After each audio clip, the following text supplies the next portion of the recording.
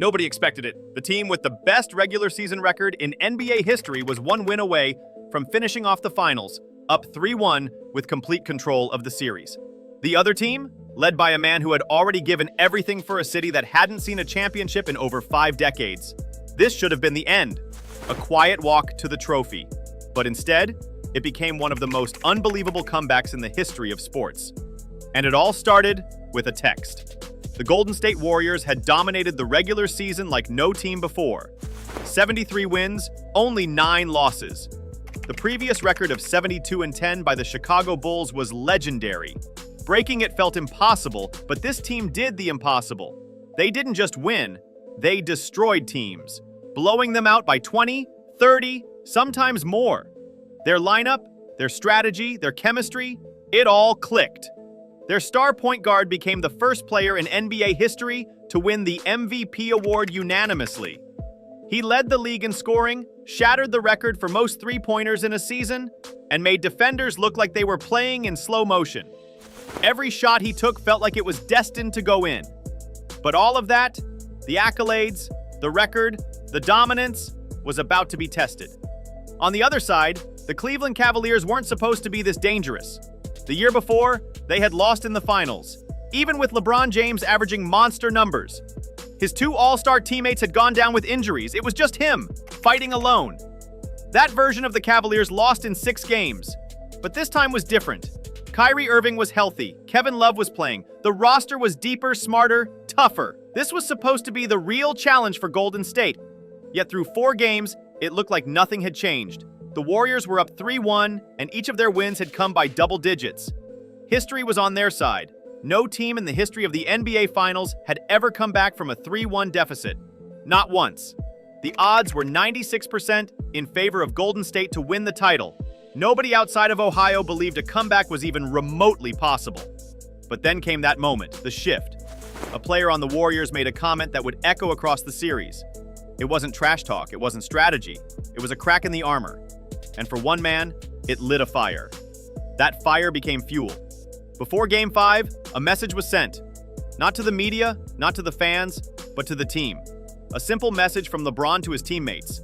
If you don't believe we can win this series, don't get on the effing plane. That wasn't a motivational quote. That was a warning, a challenge, a belief so strong it forced others to rise with him or stay behind. Game 5 wasn't just a game, it was a mission. On enemy soil against the best team in the league, the Cavaliers fought like their lives depended on it.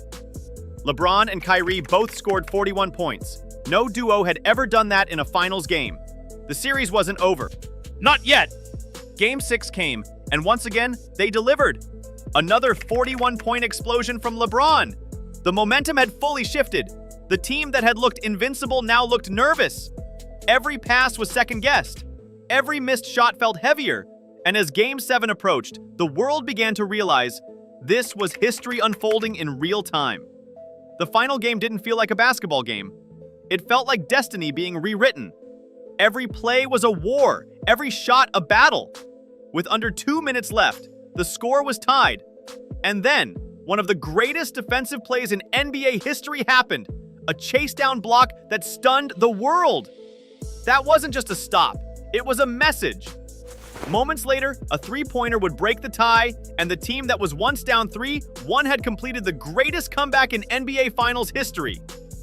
The Cavaliers had done it. Cleveland had a championship. And for LeBron James, it wasn't just another ring. It was redemption. It was legacy.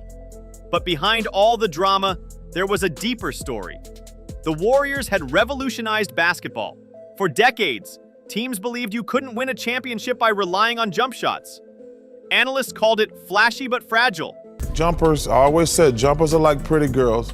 They're really good looking when they going in, but then when you realize that pretty girl is dumb, you're in for a long date. A lot of people say it's ruined the game, but I think it's kind of just been an innovative aspect of the game, to be honest. When things got tough, they said, the shots would stop falling.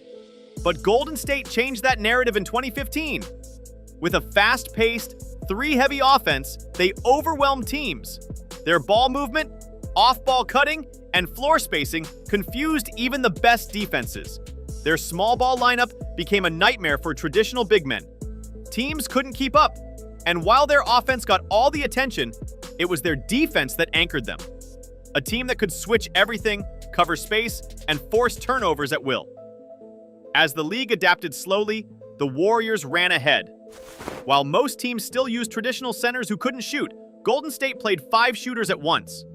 Their death lineup, a combination of speed, shooting, and defensive versatility, was nearly unstoppable.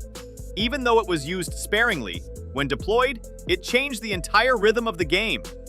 They outscored opponents by historic margins when that lineup hit the floor. Their 24-0 start to the season felt unreal. No team had ever begun that hot. But this wasn't a fluke.